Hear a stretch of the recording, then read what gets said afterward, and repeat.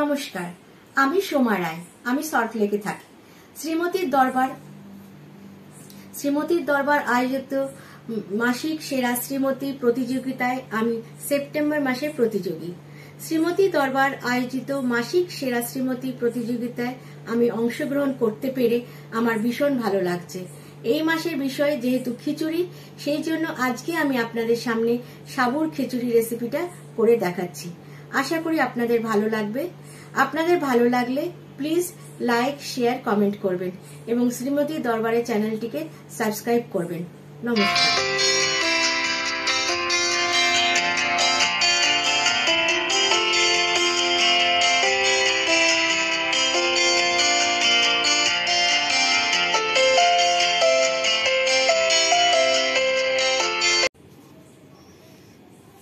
আজকে আমি আপনাদের রান্না করে দেখাচ্ছি ঠাকুরের ভোগ খিচুড়ি।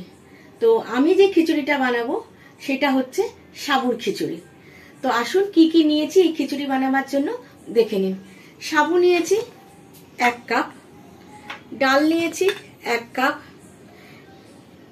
হাফ কাপ নিয়েছি বিনস, গাজরের টুকরো, আলুর টুকরো নিয়েছি, নারকেল কোড়া, একটা টমেটো কুচি, হাফ ক্যাপসিকাম কুচি। আর বাকি যে মশলা লাগবে সেটার মধ্যে হচ্ছে গোটা গরম মশলা, এলাচ, দারচিনি, লবঙ্গ আছে, 2টো তেজপাতা, 2টো শুকনো লঙ্কা, 2-3টে কাঁচা লঙ্কা, একটু আদা থেতো করে রেখেছি, একটু বাদাম, কাঁচা বাদাম, এটা একটু ভেজে নেব, কিশমিশ, সাদা জিরে, চিনি, নুন, এক চামচ জিরের গুঁড়ো, ধনের গুঁড়ো, হলুদ গুঁড়ো, এই যে হিং নিয়েছি। আর খিচুড়িটা বানাবো ঘি দিয়ে। ঠাকুরের ভোগের খিচুড়ি তো, সেই জন্য এটা আমি ঘি দিয়ে বানাবো। তো এবার আসুন আপনাদের দেখাচ্ছি কি করে খিচুড়িটা তৈরি করব।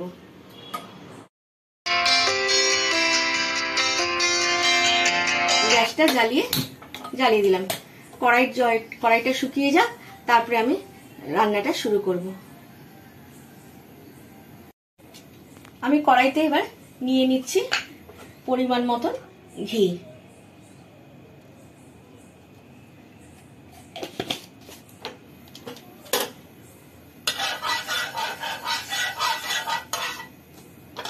ঘিটা গরম হয়ে গেছে। এবার আমি ফোড়ন দেব জিরে, তেজপাতা, শুকনো লঙ্কা, গোটা গরম মশলা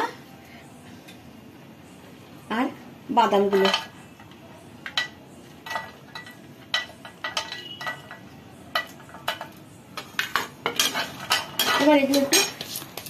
এবার একটু ফ্রাই করে নেব 2-3 মিনিট।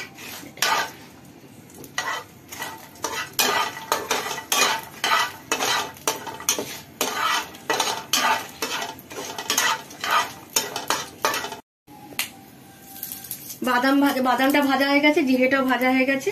এবার আমরা আদা ফোড়ন দিচ্ছি।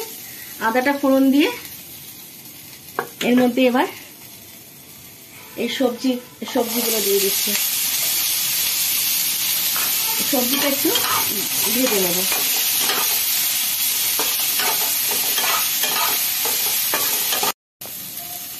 সবজিটা ভাজা হয়ে এসছে। এবার একটু হিং দিয়ে দিচ্ছি।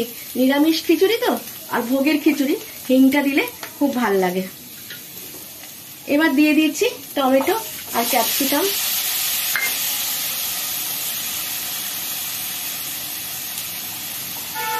কাঁচা লঙ্কা আর নারকেলটাও এখন দিয়ে দিচ্ছি, একটু ভেজে নেব।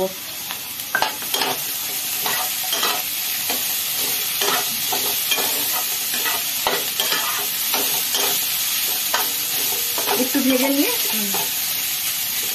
একটু 2-3 মিনিট ভেজে নিয়ে তারপরে সাবু আর ডালটা দেব। আমার ক্যাপসিকাম, টমেটো আর যে নারকেল কোড়া দিয়েছিলাম সেটা একটু ভাজা করে নিয়েছি।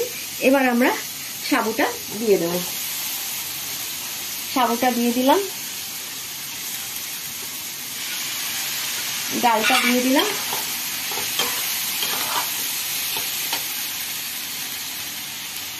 আন্দাজ মতো নুন দিলাম, জিরের গুঁড়ো দিলাম, ধনের গুঁড়ো দিলাম, হলুদ দিলাম, একটু মিষ্টিও দিয়ে দিলাম। এবার আমরা একটু নাড়বো।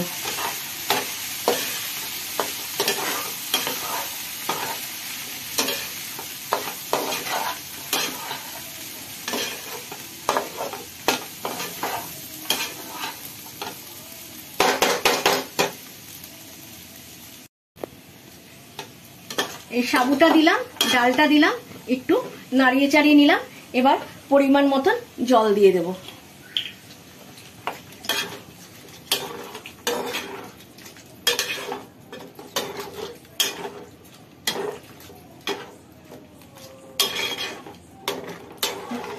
পরিমাণ মতন জল দিয়ে দেব।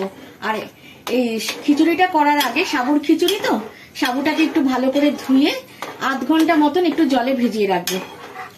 আর ডালটা ভেজে নিয়ে সেটা একটু ভিজিয়ে রাখবো। ভিজিয়ে রাখলে জিনিসটা তাড়াতাড়িও রান্না করা যায় আর খেতেও ভালো লাগে।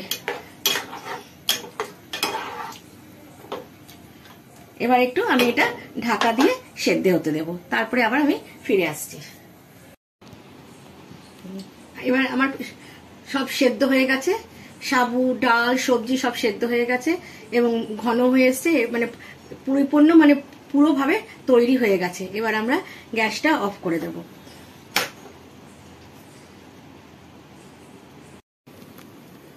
এবার আমার খিচুড়িটা কমপ্লিট হয়ে গেছে, আমি থালায় পরিবেশন করে নিয়েছি। এবার হয়ে যাওয়ার পরে উপর থেকে একটু ঘি ছড়িয়ে দেব, তাতে খেতে আরো সুস্বাদু হবে। দারুণ গন্ধ বেরোচ্ছে, খেতে সুস্বাদু হবে। আর উপর থেকে একটু নারকেল কুড়া ছড়িয়ে দেবো।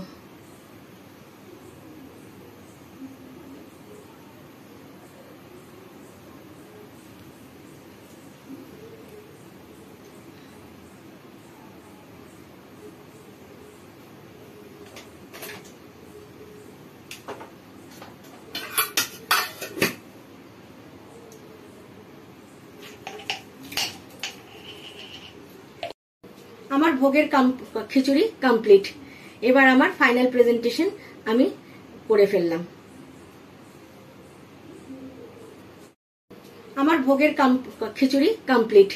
এবার আমার ফাইনাল প্রেজেন্টেশন আমি করে ফেললাম।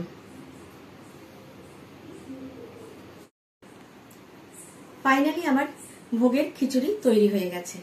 আমি আজকে বানিয়েছি সাবুর খিচুড়ি। আপনাদের যদি এই খিচুড়িটা দেখে খুব ভালো লাগে আর বাড়িতে বানিয়েও দেখবেন, দারুণ খেতে লাগে। আর বানিয়ে খেয়ে দেখবেন। আর প্লিজ আজকে আমার এই কেমন বানালাম সেটা একটু দেখবেন। আর লাইক শেয়ার কমেন্ট করে দেবেন।